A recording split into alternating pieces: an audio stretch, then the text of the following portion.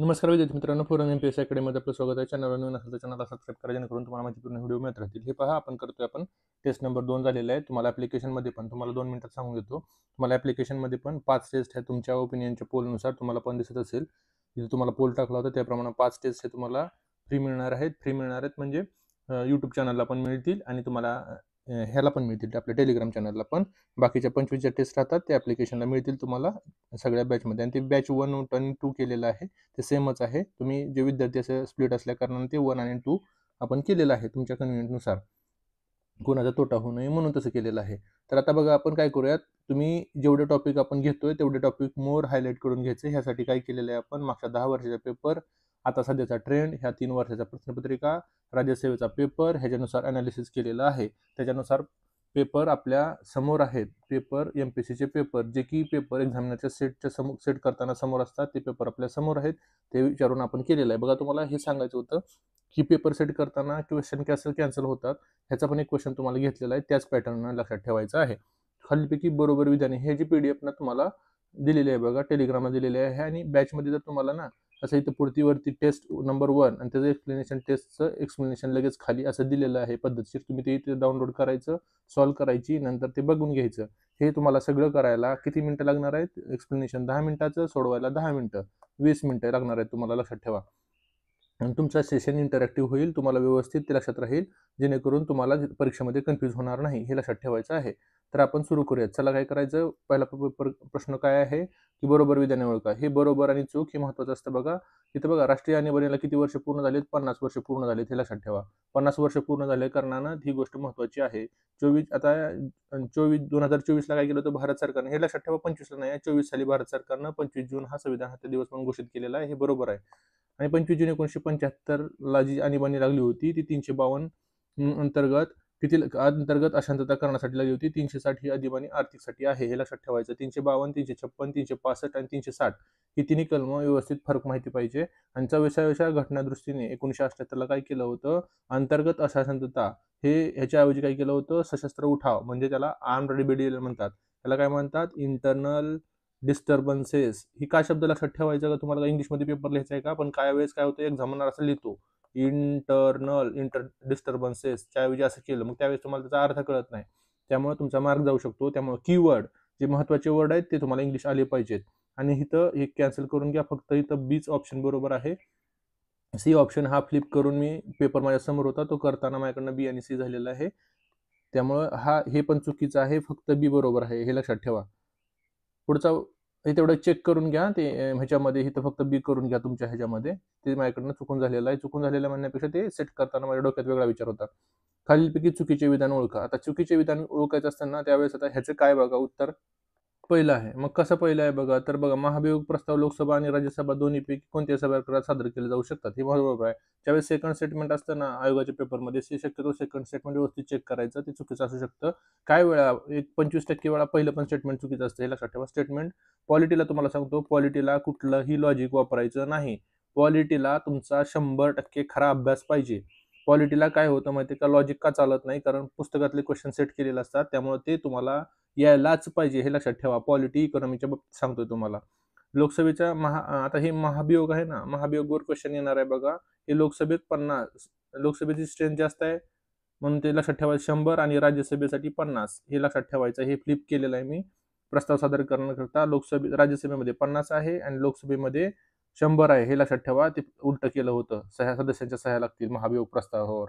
तुम्हाला इथं लॉजिक काय लावणं गरजेचं होतं की लोकसभेची सदस्यसंख्या जास्त असते, त्यामुळे लोकसभेमध्ये 100 आहे, आणि राज्यसभेची सदस्यसंख्या लोकसभेच्या मानानं कमी असते, त्यामुळे इथं 50 आहे, हे लक्षात ठेवा. सरच गोष्टी पाठ करायचं नाही बघा. नुकत्याच झालेल्या बिहार विधानसभेची निवडणुकी किती टप्प्यात झालेली आहे? बिहार विधानसभा तर 2 टप्प्यात झालेली आहे बघा. ह्याच्यावर क्वेश्चन अपेक्षित आहे. बिहार विधानसभेत असे टप्पे विचारलेले आहेत, एखादा हायलाइट झालेला मुद्दा असेल तर. पुढीलपैकी चुकीचा पर्याय कोणता विचारलेला आहे? तर ह्याच्यामध्ये उत्तर ह्याचं वरीलपैकी की नाही आहे बघा. हे सहकार धोरण आहे ना, राष्ट्रीय सहकार धोरण 2025, हे महत्वाचं आहे. धोरण विकसित करण्यासाठी 2000, हे स्टेटमेंट कुठून घेतले?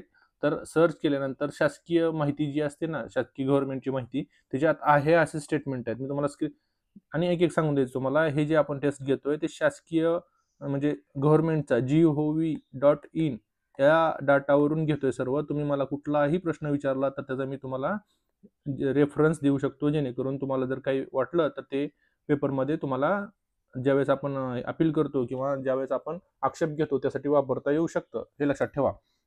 राष्ट्रीय सहकार धोरण. आणि दुसरी एक गोष्ट सांगायची आहे की आता बघा बरेचसे असे एकमेकाला इंटरलिंकेज स्टेटमेंट असतात. या धोरणाची आंतरराष्ट्रीय सहकार वर्ष 2025 आहे, हे तुम्हाला माहिती पाहिजे. जोडलेली स्टेटमेंट शक्यतो ही कुठेतरी बघून लिहिलेली असतात बघा. एक्झाममध्ये पण तुम्हाला हा पॅटर्न आढळेल.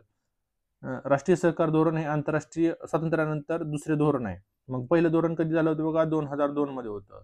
हे दुसरं धोरण आहे कधीचं, 25चं. आणि आता हे पहिलं कधी होतं, राष्ट्रीय सहकार धोरण 2002 मध्ये होतं, हे माहिती पाहिजे. आता बघा तिसरं स्टेटमेंट आहे ना, तिथं आहे असं स्टेटमेंट होतं, राज्यांना राष्ट्रीय धोरणाशी जुळवून घेणारी स्वतःची सहकारी धोरण करण्यास हे धोरण प्रोत्साहित करेल, मदत करेल. तर असे स्टेटमेंट ज्याच्यामध्ये डाटा नाही, इथं शहाणपण करून हे कट करायचं नाही. तुम्ही पेपर काढून पण बघा कंबाईनचा मागचा. तर असंच आहे तिथं सगळीकडे पॅटर्न. त्याचं 1 नंबरचा आन्सर आहे बघा. नामदफा हा तुम्हाला अरुणाचलमध्ये येतो, माधव हा मध्य प्रदेशमध्ये येतो, विरंगना दुर्गावती आहे तो राजस्थानमध्ये, आणि ढोलपूर करोली हा राजस्थानमध्ये आहे. आणि मध्य प्रदेशमध्ये 2 आहेत बघा, माधव एक येईल आणि विरंगना दुर्गावती एक येईल, लक्षात ठेवायचं. मध्य प्रदेशमध्ये सगळ्यात जास्त आता व्याघ्र प्रकल्प आहे, ते तुम्हाला माहिती पाहिजे, याच्यावर क्वेश्चन पुढे आहे. सर्व व्याघ्र प्रकल्प पहिला जिम कॉर्पेट पासून ते तुम्हाला बाकीचे सर्व पाठ पाहिजे, आपण ते शेवटी घेऊयात. शेवटीच एक 2 पेजेस असे बनवूयात आपण की सगळा एक क्रक्स एका ठिकाणी, जे की तुम्हाला रिवाइज करायला सोपं पडेल. एका ह्याच्यामध्ये सगळे पुरस्कार वगैरे 2 पेजेस घेऊयात असे की जे महत्वाचे वाटतायत, ते सर्व आपण ते रिवाइज करूयात. लक्षात ठेवा, ह्याचा आन्सर एक आहे बीचं माधव मध्य प्रदेश, वीरांगना दुर्गावती मध्य प्रदेश, ढोलपूर करोली राजस्थान आहे.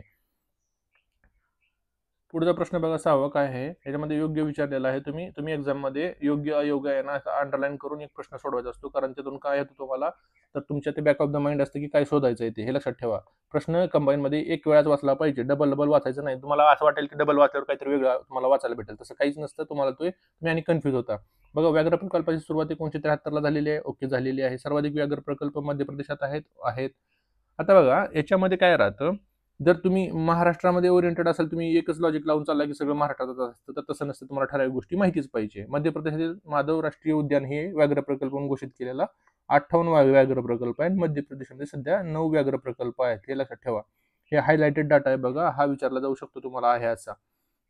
पुढचं एक बघा, त्रिभाषा जे सूत्र आहे ना, त्रिभाषा सूत्र, त्याच्याबद्दल अयोग्य विचारलेलं आहे. या अयोग्य का विचारलेलं आहे तुम्हाला, कारण त्रिभाषा जे सूत्र आहे ना, ह्याच्यावर ते हायलाइट झालं होतं, बऱ्याच राज्यांनी त्याला विरोध केला होता. त्यामुळे 2-3 स्टेटमेंट महत्वाचे आहेत बघा. महाराष्ट्र सरकारनं त्रिभाषा सूत्राचा अभ्यास करण्यासाठी नरेंद्र जाधव यांच्या अध्यक्षतेखाली एक तज्ञ समिती नेमली होती. ही समिती काय करेल, नॅशनल पॉलिसी 2020 आहे ना, त्याला नॅशनल पॉलिसी 20 म्हणतात ना, राष्ट्रीय शिक्षण धोरण आणि त्रिभाषा सूत्राचा आढावा घेऊन अहवाल तयार करणार आहे. ओके म्हणायचं अशा गोष्टीला. या समितीमध्ये सदानंद मोरे आणि वामन केंद्रे यांचाही समावेश आहे. बघा, तुम्हाला समितीचा अध्यक्ष माहिती असतो, सदस्य आता सगळ्या समित्या पाठ करणार आहे का, तर त्या समितीमध्ये हे लोक आहेत म्हणल्यानंतर तुम्ही ते कन्सिडर करणं गरजेचं आहे, लक्षात ठेवा. हे असं तुम्हाला स्टेटमेंट राज्यसेवेमध्ये कंबाईन मध्ये आहे असे पाहायला मिळतात, हे लक्षात ठेवा. म्हणून ते टाकलेलं आहे तसं. पेपरचा प्रत्येक क्वेश्चन सेट करताना तशा टाईपचा क्वेश्चन माझ्या समोर आहे, फक्त डाटा बदललेला आहे सध्याचा 25चा पकडून, याच्यापेक्षा वेगळं काही नाही. आयोगाचेच पॉईंट आहेत, आयोगाचं स्ट्रक्चर आहे. पॉईंट म्हणण्यापेक्षा आयोगाचं स्ट्रक्चर आहे, त्यात सध्याचा आपला डाटा फ्रेम केलेला आहे. एवढंच सिंपल केलेलं आहे, पण ते सगळं सिंपल करण्यासाठी खूप वेळ बसावं लागतं एका ठिकाणी, त्यावेळेस ते शक्य होतं. तुम्हाला आहे असे क्वेश्चन कुठंही कॉपी मिळणार नाहीत, कारण का मी हे क्वेश्चन स्वतः लिहिलेले आहेत, आणि हे स्वतः कुठून लिहिलेले आहेत, तर गव्हर्नमेंटच्या वेबसाईटचा डाटा बघून लिहिलेले आहे. तुम्ही मला कधीही मेसेज करा की सर हा क्वेश्चन तुमचा कॉपी आहे, मी तुम्हाला सांगून देईन की कुठं हा क्वेश्चन आहे, विथ प्रूफ सांगेल, कारण मी तुम्हाला ते काढतानाच टाकतोय, कारण मला ते बघावं लागतंय. ते बघून मी तुम्हाला सांगतोय की कुठला डाटा वाचला पाहिजे, कुठला केला पाहिजे, हे सगळं स्वतः मी बसून करतो आहे. त्यामुळं व्यवस्थित शांत चित्ताने एवढं जरी व्यवस्थित केलं ना तुम्ही, तर तुम्हाला 100% मार्क येतील. 21 तारखेचा पेपर झाल्यानंतर आपण दुसऱ्या दिवशी भेटूयात. आपण सगळं काय काय झालं, कसा पेपर होता, हे सगळं बघूयात. फक्त सध्या तुम्ही बाकी सगळं डोक्यातनं काढून टाकून फक्त अभ्यास करा. ज्यावेळेस परफॉर्मन्स करायचा असतो त्यावेळेस परफॉर्मन्स करायचा, ज्यावेळेस त्याचं अनालिसिस करायचं असतं ते नंतर करायचं. सध्याचा काळ फक्त अभ्यासाचा आहे. केंद्रीय शिक्षण मंत्रालयाने काय केलंय, उच्च शिक्षण विभागानं काय केलेलं आहे, 19 जून 2025. आणि एक सांगायचं, डेट ज्यावेळेस एकदम फॅक्च्युअल स्वल्पविराम पूर्णविराम देऊन टाकलेली असते ना, त्यावेळेस ती बघून लिहिलेली असते. हे मानवी स्वभाव आहे, हे लक्षात ठेवा. कोचिंग क्लासेसवर विद्यार्थ्याचं अवलंबित्व कमी करण्यासाठी कोणाच्या अध्यक्षतेखाली समिती नेमलेली आहे? तर बघा आता हे जोशी हे असं तुम्हाला मागच्या राज्यसेवेच्या पेपरमध्ये कंबाईनमध्ये पण आढळून येतं की ज्यावेळेस अशी आडनावं सेम केली जातात बघा. विनीत जोशी समिती आहे आणि मला आता समजा मला काढताना पण पहिल्यांदा पर्याय लिहावा लागला का? तर मला वाटलं की परत लिहिताना चुकेल म्हणून मी पण लिहिलं तसं विनीत जोशी समिती पहिल्यांदा, हे लक्षात ठेवा. अयोग्य पर्याय निवडायचा आहे. आता ह्याच्यामध्ये बघा ह्याची उत्तर दोन येऊ शकतात. मी तर डेट लिहिलेली नाही. क्वेश्चन कॅन्सल हॅश होण्याचं कारण हेच असतं बघा. सध्या आता त्यांचं हे 45वे डोनाल्ड ट्रम्प अध्यक्ष होते. याचं उत्तर आहे बघा वरीलपैकी एकही नाही. आता डोनाल्ड ट्रम्प इथे मी तुम्हाला एक दिलेलं आहे. ते का दिलं होतं तर इथं डेट टाकली असं मला वाटलं, पण मी डेट टाकलेली नाही इथं.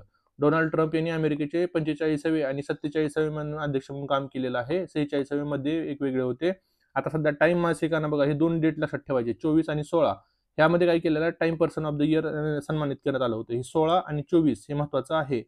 आता डोनाल्ड ट्रम्प मध्ये रिपब्लिक पक्षाचे सदस्य आहेत आणि त्यांनी डेमोक्रॅटिक पक्षाचे उमेदवार आहेत कमला हॅरिस यांचा पराभव केलेला आहे.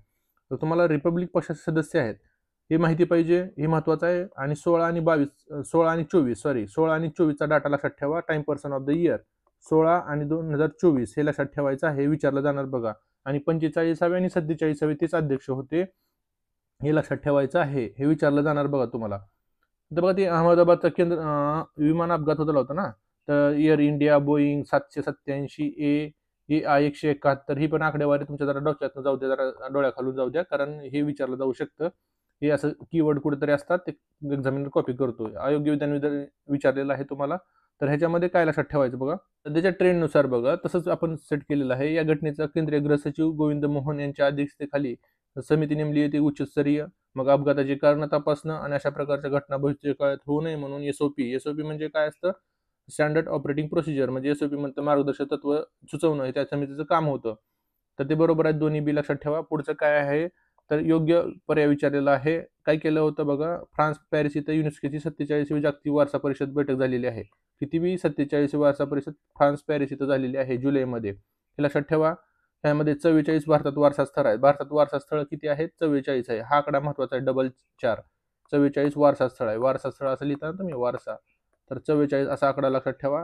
सर्वाधिक वारसा स्थळांच्या संख्येनुसार क्रम कुठला आहे बघा, इटली आहे, चीन आहे, जर्मनी आहे, हे लक्षात ठेवायचं आहे. ह्याचा बाकीचा डाटा आपण एकदम शेवटी रिवाइज करूया, जे की मी पॉईंटमध्ये काढलेलं आहे, की जे वाटतं की आपल्याला 2 पेजेसमध्ये करावा. आणि हा चीन याच्यामध्ये नाहीये, इटली आहे, हे लक्षात ठेवा. ABC बरोबर आहे. पुढचं काय विचारलेलं आहे बघा, हे कोचिंग क्लासेसवरील अवलंबित्व कमी करण्याच्या कारणांचा शोध घेणं. केंद्र सरकारने विनीत जोशी यांच्या अध्यक्षतेखाली समिती नेमली. ओके. डमी स्कूल, हे बघा हे डमी स्कूल आणि कोचिंग सेंटरची दिशाभूल करणाऱ्या जाहिराती बघा, वेगवेगळ्या क्लासेसला ते हे केलं होतं, आमचे उमेदवार सेम आहेत म्हणून जाहिराती केल्यानंतर त्यांना दंड भरावा लागलेला, असं तुम्ही ऐकलं असेल. डमी स्कूल आणि कोचिंग सेंटरची दिशाभूल करण्याच्या जाहिरातीवर नियंत्रण आणण्यासाठी ही उपाय समिती सुचवलेला आहे. शालेय शिक्षण आणि स्पर्धा परीक्षा यांच्यातील जे तफावत आहे ना, ते अभ्यासण्याचं हे काम कमी समिती करणार आहे. हे आहे असे स्टेटमेंट आहे बघा. आहे असं जर तुम्ही टाकलं तर तुम्हाला हे स्टेटमेंट मिळून जातात, तिथून ते घेतलेले आहेत.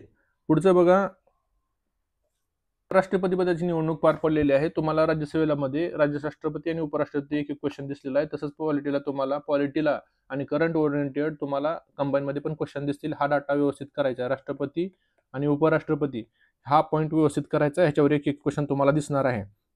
मग काय करायचं, व्यवस्थित सगळं वाचून घ्यायचं. कलम जेवढे महत्वाचे आहे तेवढं मी इथं घेईल, जे की करंट अँगलनं महत्वाचे आहेत. उपराष्ट्रपतीची निवडणूक याबद्दल काय अयोग्य विचारलेलं आहे, तर यापैकी एकही नाही, सर्व बरोबर आहेत बघा. ह्याच्यामध्ये लक्षात ठेवण्यासारखं, ह्याच्यामध्ये बघा आपण काय केलेलं आहे, उपराष्ट्रपतीची निवडणुकीसाठी ना काय केलं जातं, हे 50 प्रस्तावक आणि म्हणजे तुम्हाला ह्याचा एक स्क्रीनशॉट टाकलाय बघा तुम्हाला टेलिग्रामला. ते राष्ट्रपती पदासाठी 50 प्रस्तावक आणि 50 अनुमोदक लागतात. उपराष्ट्रपती पदासाठी 20 प्रस्तावक 20 अनुमोदक लागतात. 50-50 हे राष्ट्रपतीसाठी असतं, 20-20 हे उपराष्ट्रपती साठी असतं. हे डोक्यात ठेवून लक्षात ठेवा, हे कन्फ्युज होतं बघा परीक्षेमध्ये नंतर. प्रस्तावक आणि अनुमोदक राष्ट्रपतीसाठी जास्त आहेत 50 आणि उपराष्ट्रपती पदासाठी 20-20 आहेत, हे लक्षात ठेवा. उपराष्ट्रपदाची निवडणूक प्रक्रिया ही भारतीय निवडणूक आयोग घेतो. उपराष्ट्रपदाची निवडणूक प्रक्रियेत लोकसभेच्या राज्यसभेच्या दोन्ही सदनाचा निर्वाचित आणि नामनिर्देशित सदस्यांचा समावेश असतो, हे बरोबर आहे. उपराष्ट्रपतीची निवडणूक अप्रत्यक्षपणे होते आणि मतदान हे गुप्त पद्धतीने होतं, हे लक्षात ठेवायचं. हे स्टेटमेंट बरोबर आहे. आता पुढचा पॉईंट बघा, उपराष्ट्रपती हे जे आता आलेले आहेत ना, जगदीप धनखड यांनी राजीनामा दिल्यानंतर CP राधाकृष्णन ह्यांच्याबद्दल हे एकत्र क्वेश्चन तयार केलेलं आहे बघा. ह्याच्याबद्दल अयोग्य आहे ना, तर यापैकी नाही हे ऑप्शन आहे. तर काय लक्षात ठेवणार बघा तुम्ही.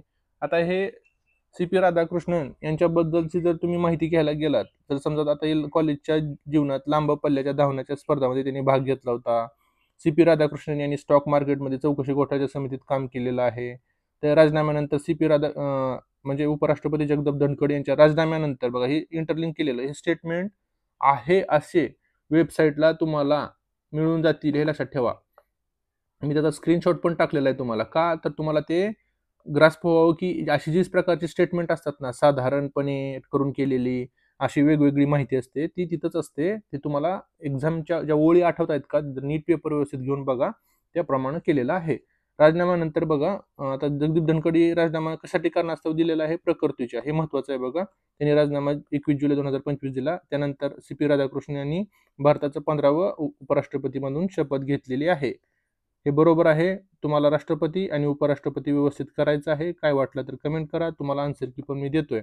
आन्सर की देतोय, सगळी उत्तरं सांगतोय. अजून एक लक्षात ठेवायचं, आपण सर्व एक लेक्चर आहे ना, जे फॅक्च्युअल डाटा म्हणजे कसं, आता बघा हे कसं 15वे उपराष्ट्रपती असा जो फॅक्च्युअल अँगलचा डाटा आहे, तो 2 पेजमध्ये सर्व आपण करूयात, जे की रिवाइज करून तुम्हाला एक्झामला जाता येईल. मग ते शेवटच्या आठवड्यात असेल. का शेवटच्या आठवड्यात असेल? कारण तर शेवटच्या आठवड्यातच करायचं. तिथं कन्सेप्ट नसतील, फक्त फॅक्ट्स असतील. जसं की आपण आता रिवाइज करतोय. तिथं कन्सेप्च्युअल पण तुम्हाला सांगितलं जातं. तुम्हाला काय वाटत असेल तर कमेंट करा.